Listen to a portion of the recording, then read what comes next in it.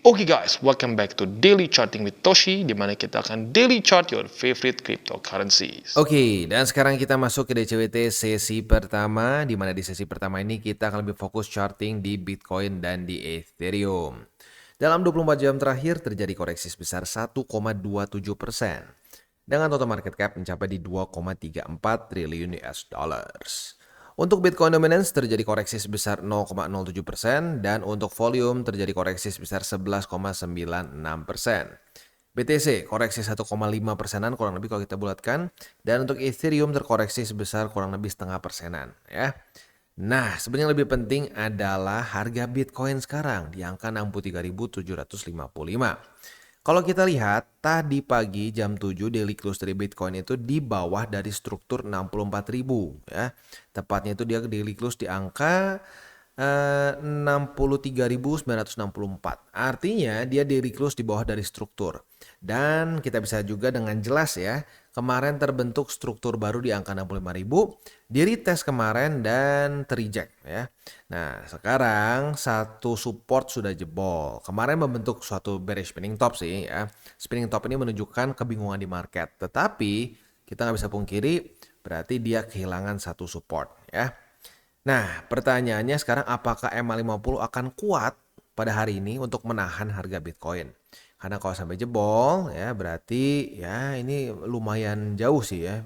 Struktur terdekat di mana ya? Struktur terdekat ya di sini. Ini ya bisa dibilang rejectnya bukan karena struktur tapi lebih karena ke MA20 ya. Jadi ya tinggal kita lihat aja pada hari ini, bisa dibilang cukup penting nih daily close jam 7 pagi besok ya. Atau daily close hari ini lah lebih tepatnya ya. Karena kalau sampai dia daily close di bawah dari yang 50, ada possibility Bitcoin bisa lanjut lebih dalam lagi ya. Dan ya ini dia makanya pentingnya kenapa gue bilang berkali-kali jangan keburu-buru ya, jangan keburu-buru. Kita itu weekly close masih lama. Kemarin waktu udah naik ke sini, wah semuanya udah, kalau gue lihat di IG, lihat di social media in general gitu ya, orang udah pada wah bull market is back, all time high, all time high, all time high gitu ya. Nah, hati-hati. Kita justru dalam masa-masa yang sekarang sangat tidak menentu gitu karena sedang bereaksi dengan bull support band ya. Nah, bull support band ini historically ya jangan apa nggak usah percaya kata-kata gua. Kita lihat aja historically adalah satu indikator yang menunjukkan apakah kita akan menjadi bearish atau bullish for the longer for the longer run lah ya. Seperti kita bisa di sini ya. Kita bisa lihat juga di sini begitu. Jadi apabila dia masih menjadi resisten alias weekly close kita tuh masih di bawah dari BSB dan ya suka nggak suka kita masih di bawah ya beberapa minggu terakhir ini. Nah kalau di bawah dari BSB jangan cepet-cepet jangan cepet-cepet all in, jangan cepet-cepet ngerasa bahkan lanjut lagi all time high ya. Lebih baik tunggu dulu, kita tunggu konfirmasi ya. Karena lagi-lagi kita itu tugasnya sebagai seorang investor adalah pertama jaga risiko. Yang kedua, selain dari itu mungkin yang gue jarang ngomong juga adalah kita tuh harusnya bereaksi terhadap market, bukannya berharap begitu ya. Jadi sekali lagi ya, kita itu jangan berharap ke market, tapi kita harus bereaksi terhadap sinyal yang diberikan oleh market. Begitu. Nah, kalau dia ke reject oleh BSB ya seperti di 2019 gitu. Ya, kita harus siap possibility lebih ke bawah. Tapi kalau dia bisa reclaim seperti di 2023 ya. Nah, ya berarti ada kemungkinan besar dia bisa lanjut. Begitu. Ya, jadi kita harus ingat itu aja. Kita harus ingat hal penting yaitu sekali lagi apa? Jangan berharap ke market, tetapi kita bereaksi terhadap market. Ya. Oke, next kita akan geser ke news ya. Ini gue rada kaget nih ya. Ini menurut Trump ya, bukan JP tapi si Jamie Dimon masih belum ngomong. Tetapi menurut Trump ya dia menyatakan bahwa CEO dari JP Morgan yaitu Jamie Dimon mulai mengubah nada dia mengenai Bitcoin dan kripto ya. Seperti yang kita tahu Jamie Dimon ini adalah seorang kritik yang luar biasa konsisten untuk kripto. Ya dia selalu ngomong Bitcoin ini adalah Ponzi, Bitcoin ini adalah apalah segala macam ya, hal-hal buruk lah. Dibilangnya ini semua scam ya. Nah, tetapi Donald Trump dia sempat ngomong seperti ini ya. Kita langsung quote aja ya. Jadi dia itu waktu itu diinterview sama Newswire. Bukan Newswire tapi Newswire ya salah baca. I've gotten to know people in the industry. They're top flight people. And you ask Jamie Dimon was, very negative, and now all of a sudden he's changed his tune a little bit. Ya, dan bahkan si Trump bilang dia bahkan bisa mengconsider si Jamie Dimon ini sebagai Secretary of the Treasury, ya. Jadi kemungkinan besar mungkin akan menggantikan si Janet Yellen, maybe ya. Nah, tinggal kita lihat saja ya apakah Jamie Dimon akan akhirnya menjilat lidah dua juga ya, karena lagi-lagi ada satu saying yang mengatakan seperti ini ya. If you cannot beat them, join them ya. Kalau lu nggak bisa mengalahkan mereka, ya sudah, join ya, ikutan bareng mereka, karena jangan sampai mau rugi gitu ya. Maybe ini yang sekarang sedang terjadi di otak Jamie Dimon. Waduh, kalau gua nggak masuk the bandwagon nih gua rugi ya. Lagi-lagi ya, Bitcoin luar biasa ya. Dari berbagai macam kritiknya, udah dari ya kritik-kritik dari orang-orang yang sangat anti dia, sekarang mulai jadi sangat pro ya. Kayak mungkin banyak yang nggak tahu. Dulu si Michael Saylor, kita selalu kepikir wah dia tuh mbahnya Bitcoin. Padahal ya, kalau nggak salah sebelum 2016 itu ya, dia itu masih anti kripto. Dibilang ini Ponzi juga, mirip-mirip kayak Jamie Dimon. Tapi lihat, mulai satu persatu semua kritik Bitcoin terconvert ya. Next kita geser, seminggu lagi kita akan ada Bitcoin Conference ya, di mana speakernya itu gila sih ya. Ada Donald Trump, ada si Michael Saylor, ada Cathie Wood, ada banyak banget. Kali ini kayaknya paling gila ya, orang-orang ternyata sangat terkenal. Apakah nanti gara-gara ini akan terjadi suatu surge, suatu rally, suatu pump? Lagi-lagi, we don't know. Dan menurut gua sangat tidak bijak kalau kita jaga lilin gara-gara event ini. Jangan ya. Jadi, at the end of the day, kuncinya apa? DCA, dicicil aja ya. Economic calendar hari ini akhirnya dikasih nafas juga ya. Kita nggak ada apa-apa ya. Maksudnya ada sih, tapi nggak ada yang bintang 3. Jadi kita bisa lebih fokus ke TA untuk hari ini. Besok Sabtu udah beres ya, nggak ada apa-apa juga. Apalagi Minggu ya, Minggu juga udah selesai. Biasanya nggak ada event sama sekali ya. Oke, nah balik lagi secara TA di daily sih yang paling penting sekarang adalah MA50. Nahan nggak? Kalau MA50 bisa nahan, berarti masih ada possibility Bitcoin bisa ya ke atas lagi. Tapi kalau jebol, jadi resisten, kemungkinan besar kita akan balik ke daerah 60 ribuan. Begitu, karena kalau mau dibilang struktur di sini yang terdekat ya nggak ada gitu. Paling ya konsolidasi ujung-ujung di daerah sini ya. Jadi ini cukup penting nih, apakah MA50 bisa menahan Bitcoin atau tidak ya. Sekali lagi, jangan jadi dukun, kita bereaksi terhadap market, jangan berharap terhadap market. Kalau udah berharap, ya market ini kayak mantan paling kejam ya, karena dia akan menghancurkan semua harapan kita. Jadi jangan berharap ya, bereaksi aja dia ngapain ya. Oke, next kita akan masuk ke buy limit ya. Tetapi sebelum kita masuk ke buy limit, seperti biasa gua akan disclaimer dulu bahwa semua konten dari TCI bukanlah financial advice. Ini semua bentuknya adalah edukasi ya. Lalu bagaimana cara untuk mendukung TCI? Ada banyak caranya. Lu bisa like our video, bisa share our video, atau juga bisa menggunakan link referral kita di bawah. Nah, sekarang kita akan dengar lu pesan-pesan dari sponsor kita pada hari ini. Oke, today's video is brought to you by Bybit. Di mana di Bybit ini kita bisa melakukan berbagai macam hal ya, mulai dari yang newbie sampai yang sudah advance. Buat mungkin lo merasa bahwa aduh bang, gue masih nggak ngerti nih TA, gue masih nggak ngerti charting dan seterusnya, tapi pengen akumulasi, pengen DCA murni, bisa lo tinggal masuk ke sini one click buy, di mana lo bisa pilih lo mau pakai apa ya fiatnya, lo tinggal pilih juga asetnya apa ya. Misalkan lo pengen akumulasi BTC, misalkan setiap hari Senin jam 7 pagi, misalkan gue pengen akumulasi BTC sebesar 100.000 rupiah misalkan ya, lu bisa langsung lakukan di sini. Bisa peer to peer, bisa Dana, Bank BRI dan lain-lain. Ini gila ya, bisa pakai BCA Mobile dan seterusnya. Jadi Bybit ini memang cocok banget buat orang-orang yang tinggal di Indo ya, bisa langsung pakai bank-bank yang memang sudah biasa kita pakai di Indo ya.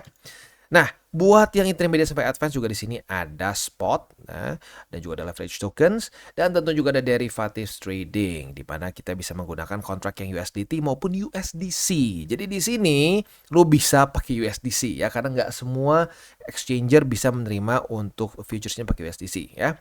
Dan tentu juga lo bisa earning bunga juga dari kripto lo dan lain-lain. Dan tentu juga di sini kita bisa melakukan copy trade ya, di mana copy trade dari Bybit ini sudah cukup terkenal ya, dan kita bisa mendapatkan keuntungan juga. First copy trade kita bisa ada protection 100 USDT loss coverage ya, dan seterusnya ya. Jadi buat lo yang tertarik bisa silakan pakai. Klik di link referral kita di bawah. Dan kita masuk ke Bitcoin. Untuk Bitcoin kita bisa di sini ya. Secara buy limit sebenarnya kan gue udah bilang ya. Buy limit pertama ini Confluence MA50 dengan 64.000 lebih 63 USD. Jadi buy limit pertama technically belum tembus karena 2 ya. Confluence. Tapi intinya harusnya lu semua udah dapat buy limit pertama karena sudah di retest 4 hari berturut-turut ya. Nah, untuk buy limit kedua di angka 60.809 dan buy limit ketiga di angka 59.751 alias MA200 di daily ya. Nah, posisi long gimana bang? MA50 bener nggak buka? Bener ya. Kalau lu buka di kemarin berarti udah profit ya, udah kena target TP. Kalau baru buka hari ini, ya tinggal pasang target TP-nya di angka 64.000 lebih 63 USD. Sampai kena itu kalau nggak salah kayaknya 0,5% ya. Coba kita cek. Iya, kurang lebih sekitar 0,5%-an kalau sampai kena ya. Itu kurang lebih setup untuk di Bitcoin. Posisi shortnya bisa nggak? Bisa sih ya. Kalau sampai terjadi retest 1, retest 2 di 64.000 lebih 63 USD. Kemarin sempat ada yang tanya, Bang, retest tuh maksudnya gimana? Jadi gini, retest itu dia nge-wake ya, kena di sini, terjadi retest seperti di sini nih ya. Retest, tapi nggak daily close di atas gitu. Jadi cuma nge-wake terus turun lagi. Nah, itu retest 1. Kalau terjadi retest kedua, kita bisa buka posisi short. Itu adalah namanya konfirmasi ya. Sekali lagi target TP untuk posisi shortnya adalah MA50. Next kita masuk ke Ethereum. Untuk Ethereum posisi short kita kena target TP ya. Retest pertama terjadi pada tanggal 17 Juli, retest kedua terjadi kemarin tanggal 18 dan kena target TP-nya hari ini ya. Jadi buat lo yang sudah buka posisi short kemarin berarti sudah mengantongi profit sebesar 1,7%-an lah ya. 1,7%. Not bad. Nah, untuk posisi longnya gimana bang? Posisi longnya udah kena target TP kemarin malah ya. Kalau posisi short kan ya baru kena sekarang. Posisi longnya udah langsung kena kemarin juga. Begitu. Ya, itu kayaknya gue bahas dari CWT kemarin sih. Retest 1, retest 2 di 3.395 langsung kena target TP di tanggal 18 Juli. Nah, buat lo yang buka posisi longnya berarti lo udah profit sekitar 1,8-1,9%-an lah ya. Asik. Longnya TP, shortnya TP. Ini yang paling ini yang paling optimal sebenarnya, paling ideal ya. Walaupun ya nggak terlalu sering sih market ngasih kayak begini. Tapi sekalinya kena asik ya.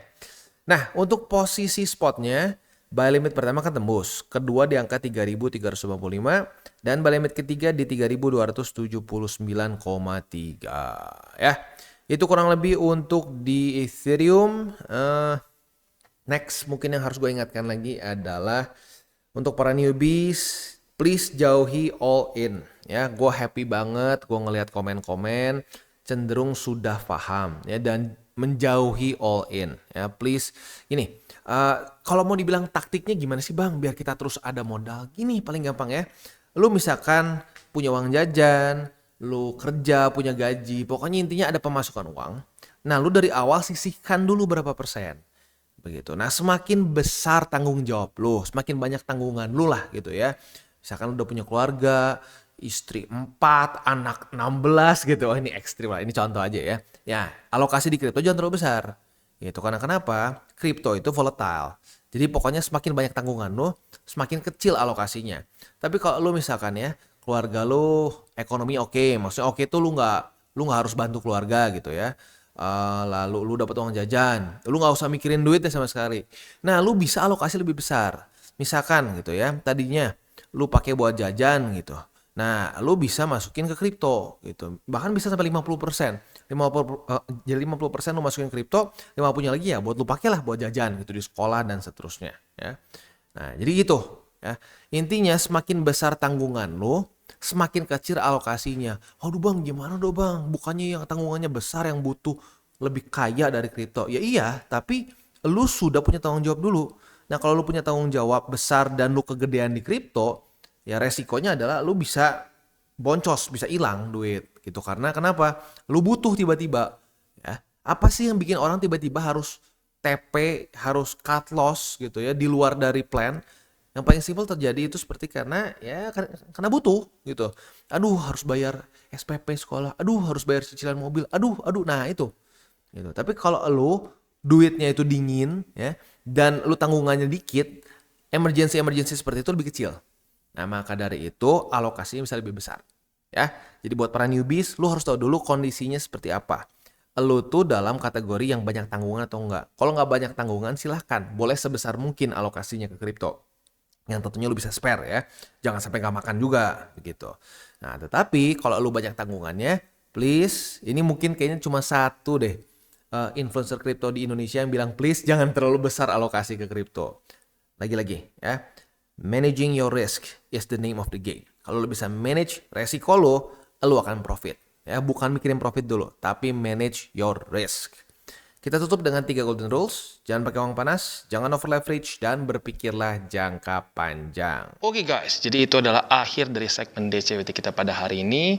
Dan jangan lupa bagi kalian yang merasakan manfaat dari segmen ini, jangan lupa untuk share ke teman-teman kalian. Dan apabila lu pengen mensupport channel kita, ya TCI, jangan lupa untuk menggunakan link referral kita di bawah. Nggak wajib ya, tetapi apabila lu menggunakan link referral kita di bawah, ada macam-macam ya, dari Bybit, Huobi, Maxi, toko kripto, dan banyak lagi ya.